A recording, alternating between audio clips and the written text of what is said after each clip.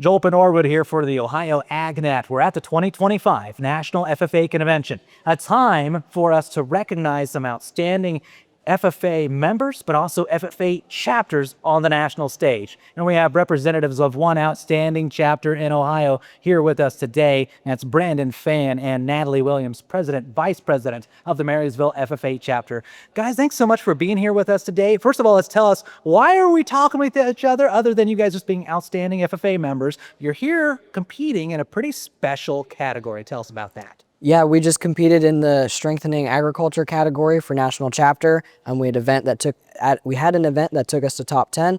So we just presented for it, see if we get first place. Very good. Feeling pretty confident after that interview? Actually, yeah. Oh, very good. Thanks, Sam. Excited. Now, I believe your advisor told me that this is your third time competing in the top 10 in the last 12 years. Is that right? Yes, sir. Yeah. All right. Now, that's a pretty good feeling to come from a chapter that's done very well in the past. You've got some great community support in that chapter, everywhere from your billboard success in the past to individual events. Let's talk about that. Specifically, what's the event that you guys have elevated to this national level? Okay, so our event is in the category of agricultural literacy. It is it's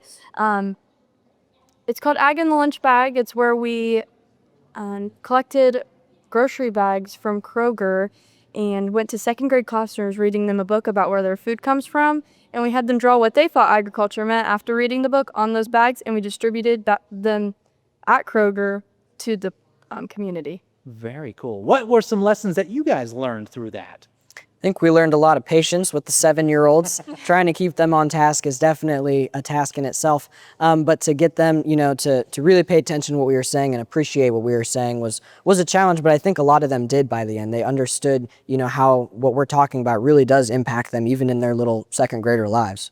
Do you feel there's quite a gap between agricultural knowledge between those in the ag industry and those not?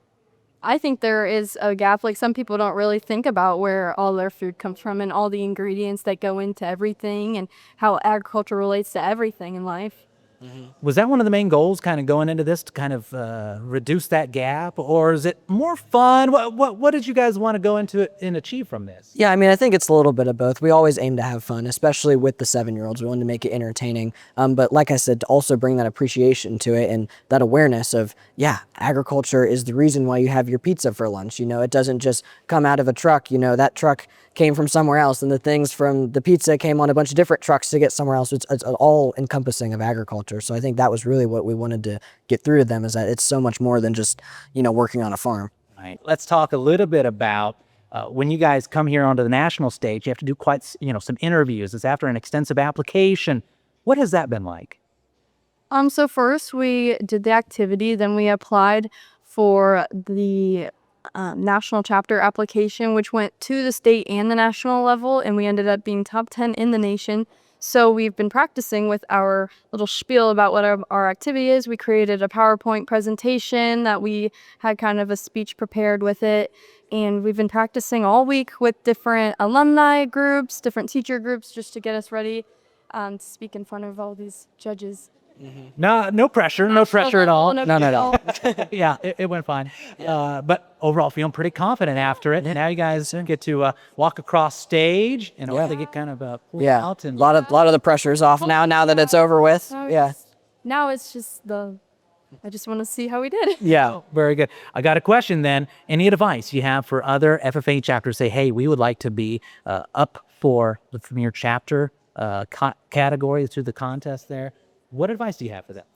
I think really it just, be creative with it. There are so many things that people do that they kind of copy off of each other and only make a small tweak. Make your own thing. Make your own. We didn't get this from anybody. Everybody does Food for America. Everybody does some of those kind of standard ones. But we really tried to stand out with this. We had a creative name.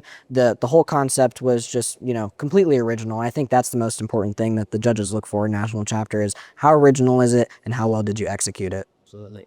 Thoughts? And if you do get in the top 10, just be confident. No matter, they don't know anything about you or any of your activity, just be confident. You are the expert in the room. Yeah. Very good. You're the expert. You're the one who knows every little detail about this activity. So you should just be confident.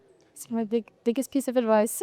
That's good advice. 2 seniors? Yes, sir. What's after high school? Affairs. No pressure. I do want to attend a undergrad school. I'm not exactly sure what school, but I do want to go for either agricultural education or animal and nutritional sciences. Very good. Brand? Very I different. want to work in the carpentry field, hopefully doing finished carpentry, maybe cabinetry, something like that. I've been lining up some internships and deciding, do I join the union? Do I go straight into the workforce? Kind of, I've been, tossing all that around, but I definitely want to go into something in that area of woodworking, trade type thing. Well, I think wherever you two go, you guys will succeed. And what a great opportunity here to kind of hone some of those skills in interviewing and event preparation and more here on the national level. Congratulations to you and your chapter. Thank you so much. Very good. Natalie Williams, Brandon Fann of the Marysville FFA chapter, they're up for a Premier Chapter Award here at the National FFA Convention. No easy task, and it's quite a thing, and we're thankful that they're here joining us on the Ohio AgNet. Coverage brought to you by Wilmington College. More information at wilmington.edu. I'm Joel Norwood. Thanks for tuning in. We are Wilmington College, where agricultural experience and learning meet. The leadership and personal development skills I learned in FFA have allowed me to excel in the classroom and in our campus community. Out of four-year institutions, Wilmington College provides our students with the most hands-on experience starting year one at the academic farm. At Wilmington College, the farm is our lab. Because of Wilmington College, I have grown as a person, professional, and leader. I've been able to further my education as a first-generation college student. We are Wilmington College. Hands-on learning, hands-on living.